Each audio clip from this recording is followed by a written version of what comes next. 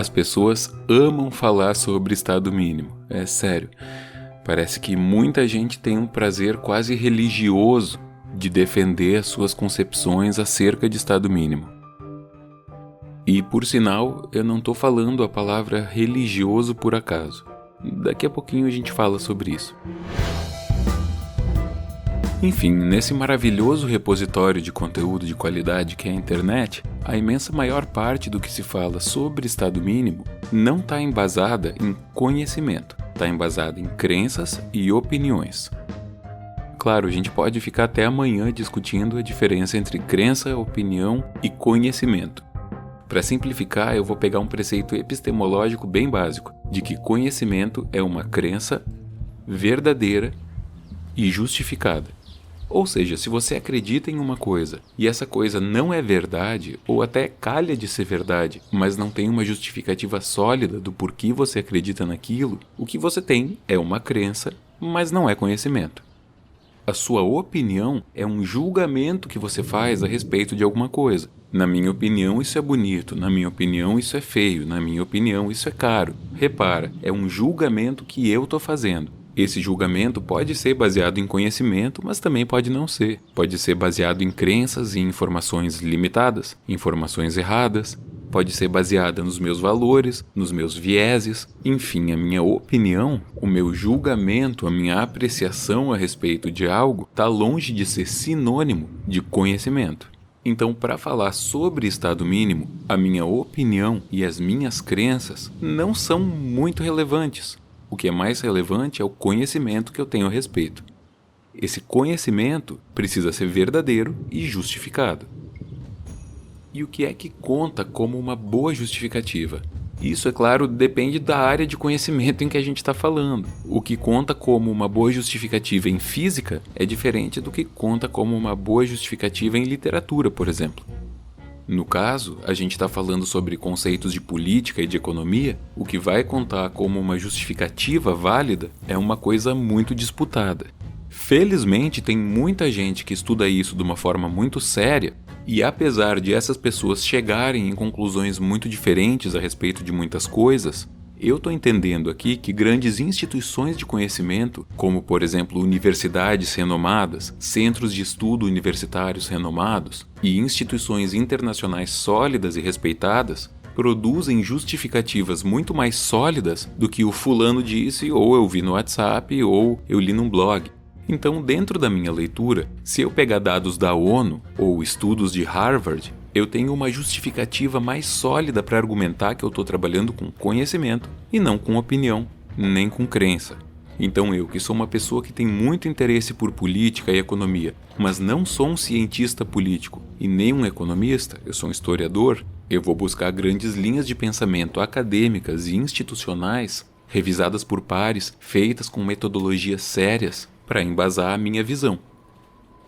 O mantra que eu fico repetindo é o seguinte: eu não trabalho com dogmas, eu trabalho com dados.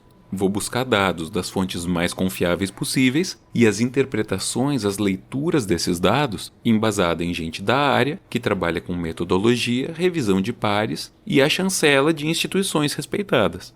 É o melhor que eu consigo fazer. Recentemente, tem algumas semanas, eu fiz uma postagem em que eu desmistificava com dados uma das máximas que as pessoas apaixonadas pelo estado mínimo adoram falar, que é de que só o estado mínimo gera o desenvolvimento econômico. Várias dessas pessoas super liberais, defensoras da liberdade, vieram me atacar de uma maneira muito visceral, várias com xingamento, algumas até com ameaças à minha vida. Assim, né? Super defendendo a liberdade individual. Mas enfim. E xingamento não é argumento, ameaça não é argumento, e ficar repetindo dogmas também não é argumento. Eu não tenho o menor interesse nisso. Só que essas pessoas estão tão cegas pela ideologia que elas se recusam a confrontar os seus dogmas com os dados. E foi isso que eu fiz naquela postagem. Veja, todos os acadêmicos sérios que falam sobre Estado mínimo consideram que um Estado que cobra muito imposto, angaria muito dinheiro do trabalho dos cidadãos e faz um monte de coisas com isso, não é um Estado mínimo, é um Estado grande. Esse está longe de ser o único critério para se definir o que é um Estado mínimo, mas é consenso que esse é um dos principais critérios, ou talvez até o principal. Aí eu mostrei naquela publicação que os 5 países que mais cobram imposto são países muito desenvolvidos e os 5 países que menos cobram imposto são todos, sem exceção, países pobres, pouco desenvolvidos.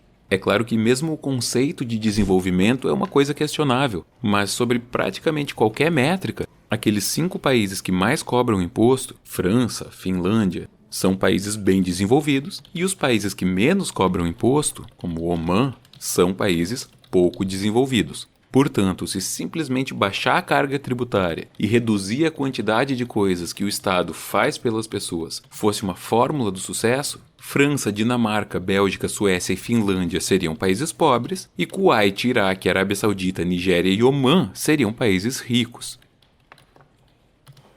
Eu falo na postagem que cobrar mais imposto não garante nada e que não tem fórmula mágica e que a gente precisa ficar atento para essas pessoas que tentam nos vender fórmulas mágicas como se fosse só fazer isso e pronto, agora tudo vai dar certo.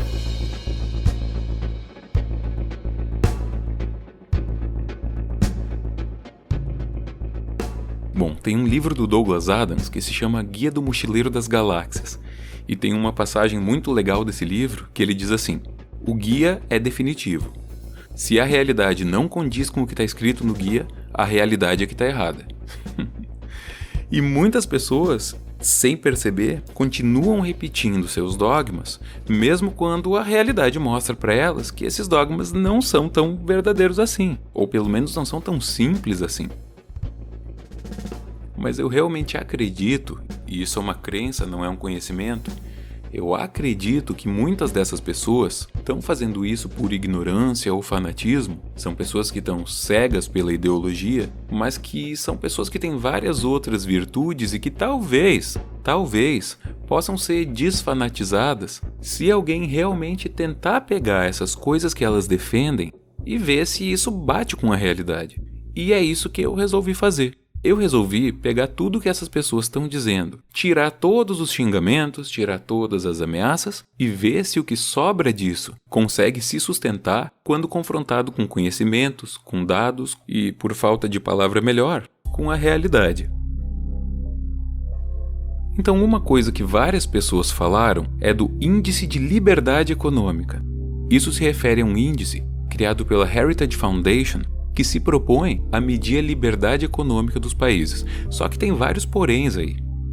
O primeiro é que liberdade econômica e Estado mínimo não são sinônimos. Então, usar as medidas da Heritage Foundation para definir quais países têm Estado mínimo, já de cara, é um erro conceitual.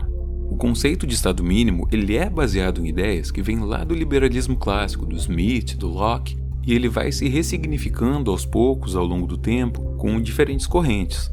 O que todas elas têm em comum é a ideia de que o Estado deve garantir o básico, que, baseado no John Locke, geralmente se coloca como vida, liberdade e propriedade, e que, para além disso, todo o restante cabe aos cidadãos e não ao Estado.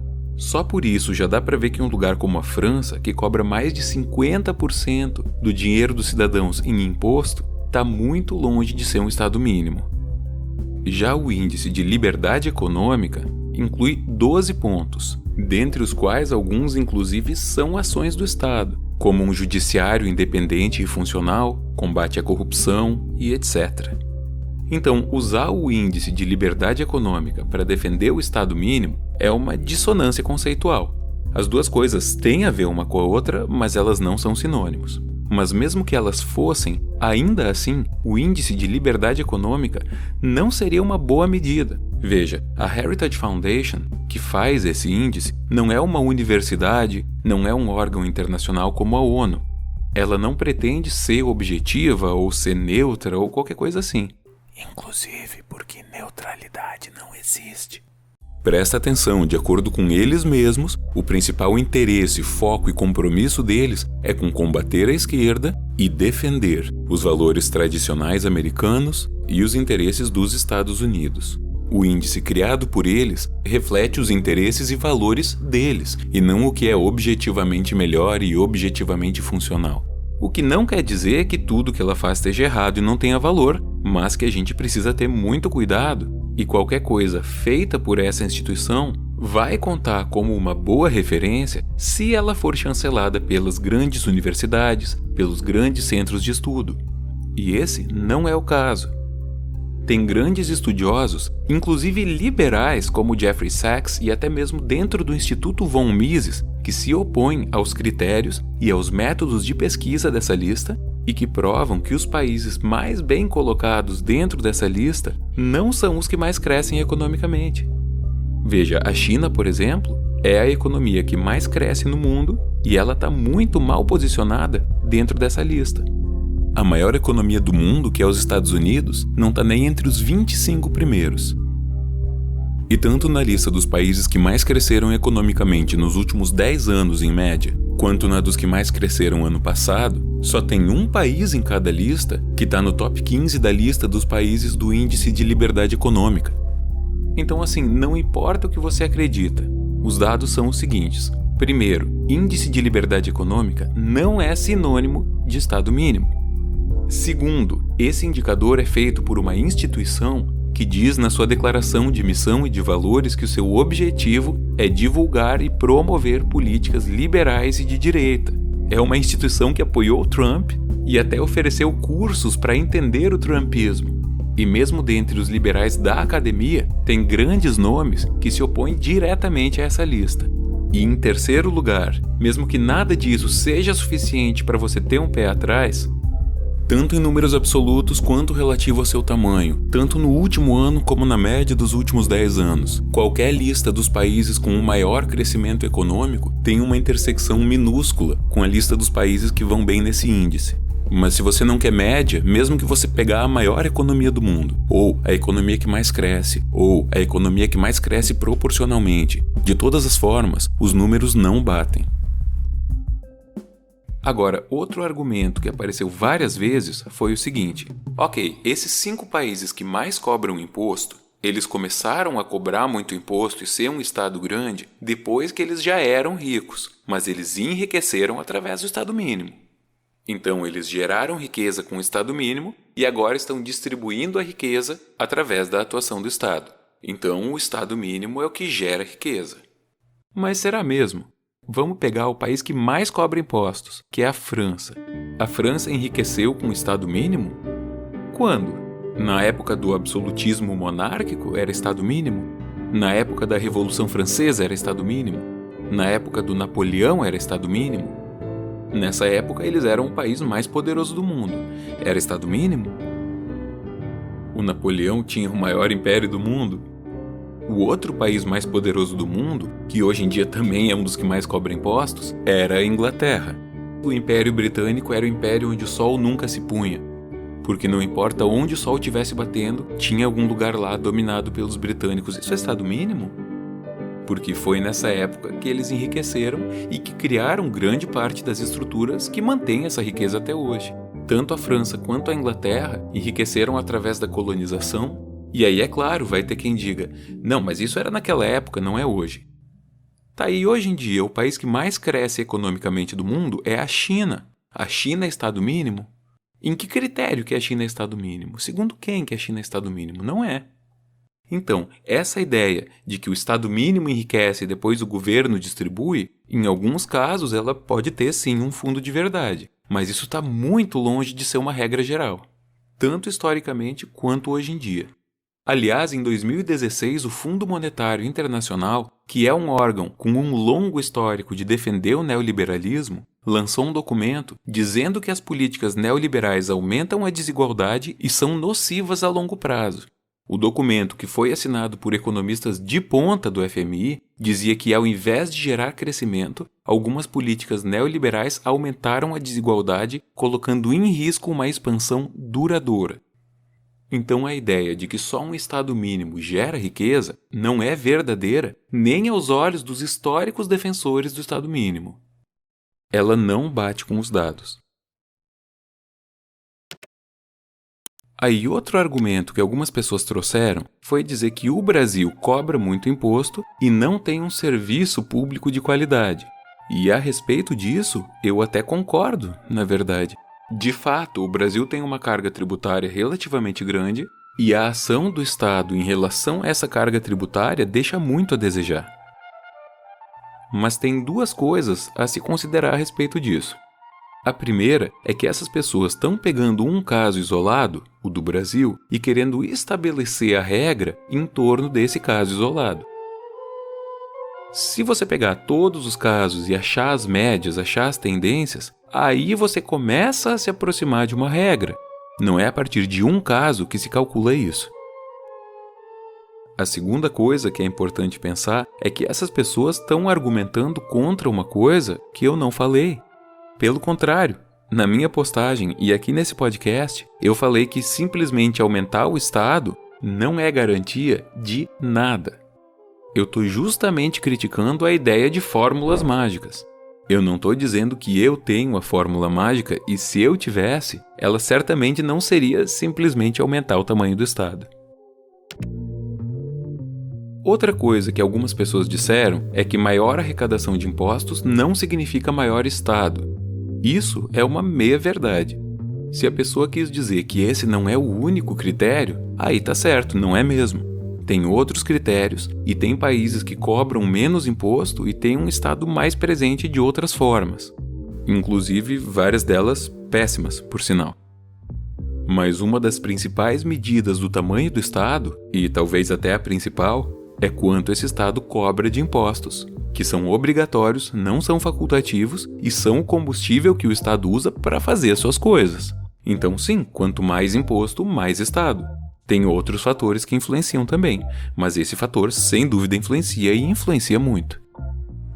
Outro argumento que apareceu é que se a gente tivesse menos estatais, tivesse menos funções do governo, o governo poderia focar em fazer as coisas que são mais importantes. Educação, saúde, etc. Mas será que os países que têm melhor saúde, têm melhor educação, têm menos presença do Estado? Isso está longe de ser uma tendência clara. Existem casos e casos. Por exemplo, quase todos os países mais desenvolvidos do mundo têm um número maior de funcionários públicos, per capita, do que o Brasil. Além disso, dizer que o Estado deve focar mais suas energias em algumas coisas do que em outras não é um argumento a favor do Estado mínimo.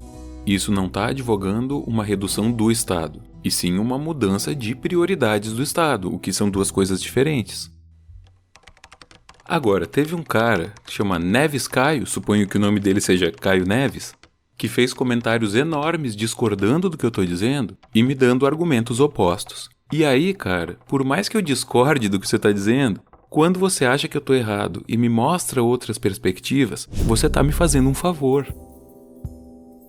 Quando você acha que eu estou errado e você me ataca, você me ameaça, você me xinga, você está só sendo um babaca e alimentando a barbárie. Então, se você quer discordar do que eu falei, faça como esse cara.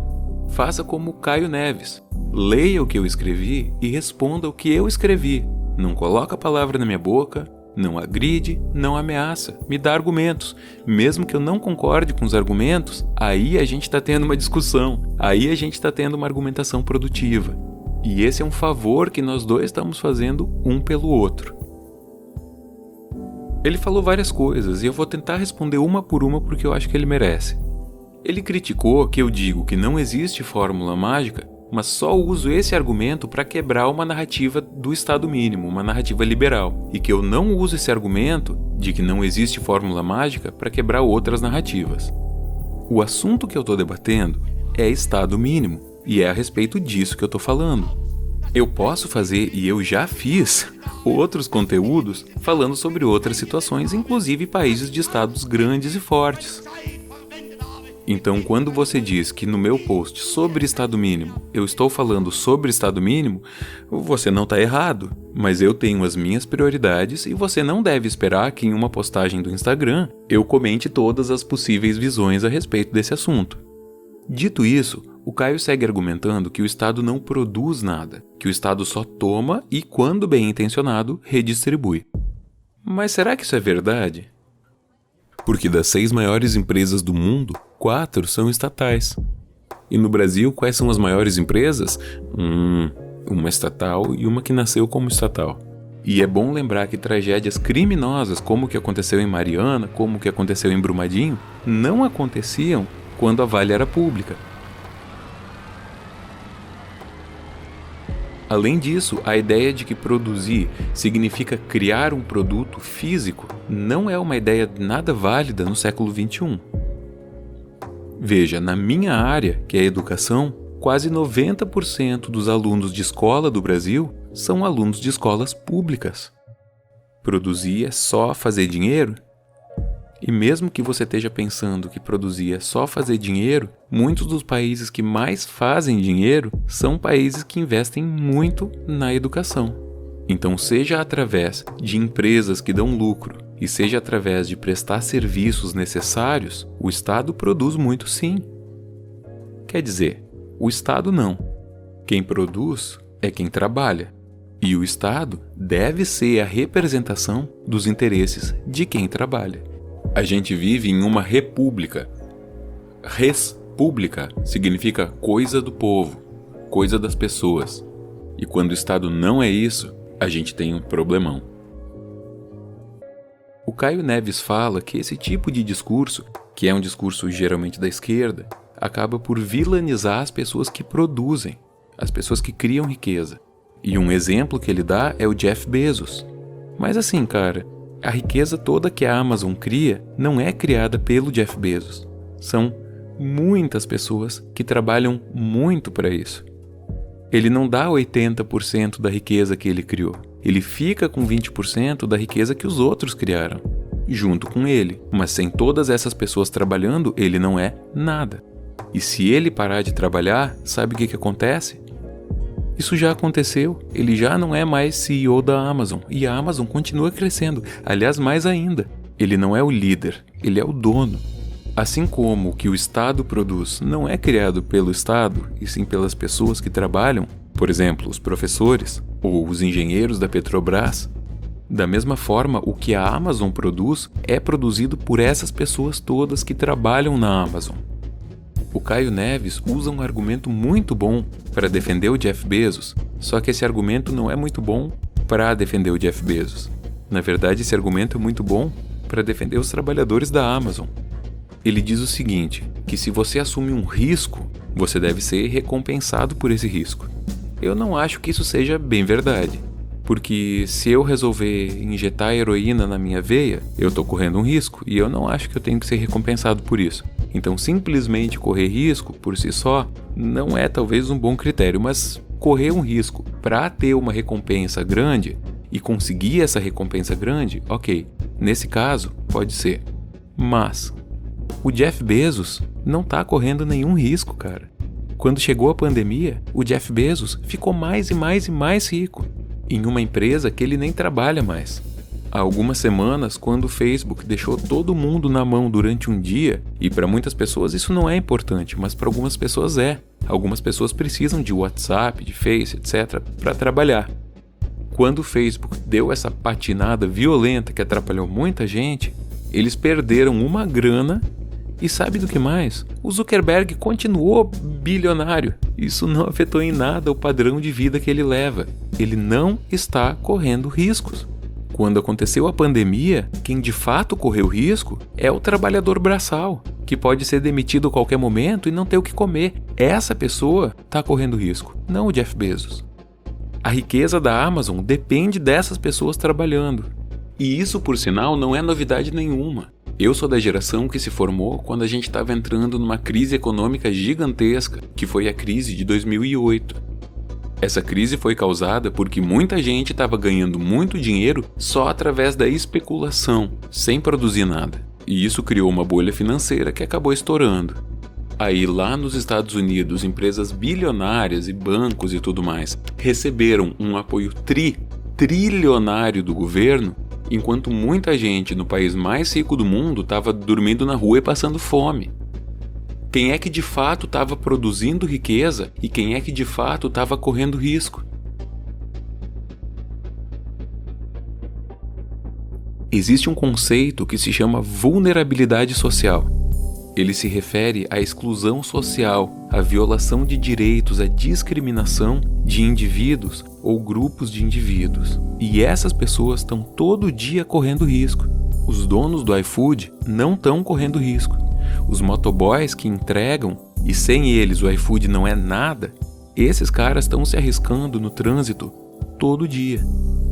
Quando o Brasil entrou nessa crise desgraçada que ele está e que foi aprofundada pela pandemia, o Luciano Hang ficou mais rico. E os trabalhadores brasileiros ficaram mais pobres e tão mais pobres que muitos deles entraram em risco de segurança alimentar. Então, Caio, eu entendo você pensando no jovem Jeff Bezos apostando as fichas num empreendimento. Agora, na prática, quem está correndo grandes riscos hoje não é ele, não é o Luciano Hang, não é o Zuckerberg. Quem está correndo risco é o trabalhador.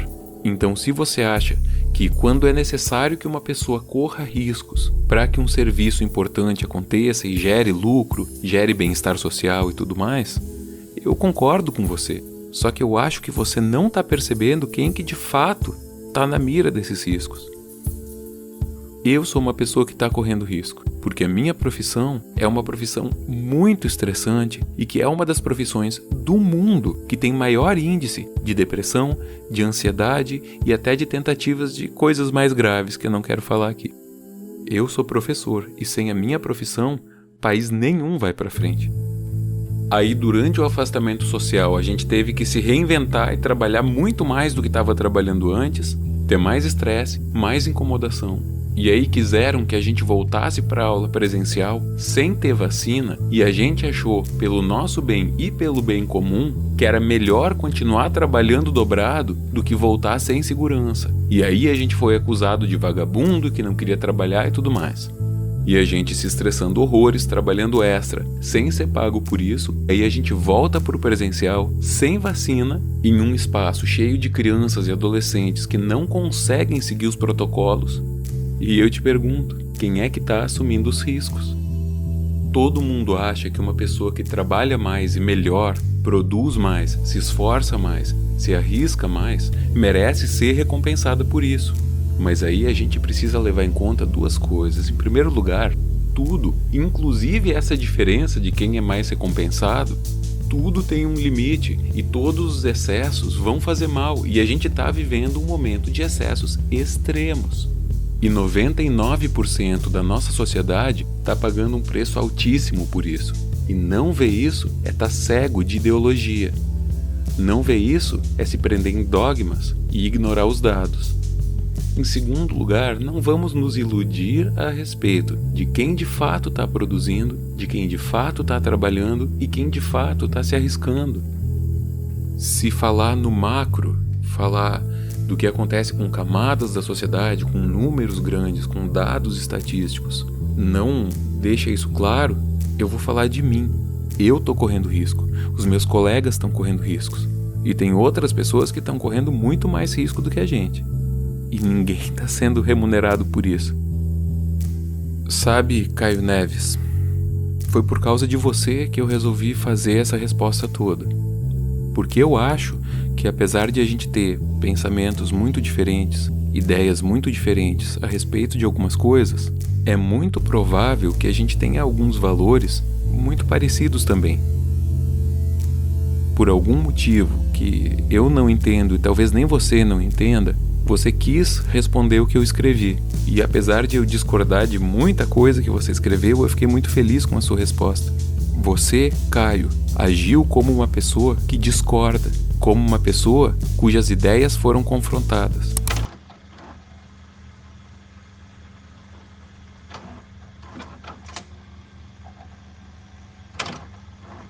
Lá no começo desse podcast, eu falei que muitas pessoas reagem com uma paixão que parece religiosa. E não foi por acaso que eu usei essa palavra. Quando as pessoas têm um dogma muito forte, que elas levam muito a sério esse dogma para elas é uma coisa pessoal. E é demonstrado para essa pessoa que esse dogma não corresponde à realidade, é muito comum que essa pessoa não se sinta como alguém que discordou, e sim como alguém que foi pessoalmente atacada. E a pessoa que se sente atacada muitas vezes reage com violência, que é o que a gente pode ver naquele show de horrores que foram os comentários. Os piores eu já deletei, mas com aquele show de horrores que foram os comentários daquela postagem. Claro, alguns, a maioria foi bem elogioso, na verdade. Mas muitas pessoas, se sentindo atacadas, sentiram uma necessidade muito grande de se defender e atacar com virulência. Alguma coisa no seu âmago, da sua fé, foi atacada. E eu acho que não tem muita coisa que eu possa fazer por essas pessoas. Em muitos casos eu até tentei responder, mas enfim. Mas essas pessoas, muitas delas, talvez todas elas, estão numa situação parecida com a minha. São essas pessoas que estão enfrentando riscos de verdade. Assim como eu e provavelmente você, Caio. E provavelmente você que está ouvindo isso agora. E quando a gente está correndo risco e quando a gente está se sentindo fragilizado, a gente adora ter certezas. É muito mais cômodo. E aí as pessoas chegam com fórmulas mágicas e é tão bom acreditar que é tão fácil resolver. É só fazer isso e pronto, a minha fragilidade vai desaparecer. O meu risco, minha vulnerabilidade vai desaparecer. Mas eu não acredito nisso. Eu vim aqui mostrar que essa fórmula mágica não funciona. Eu não vim aqui vender outra. Eu sou só um professor.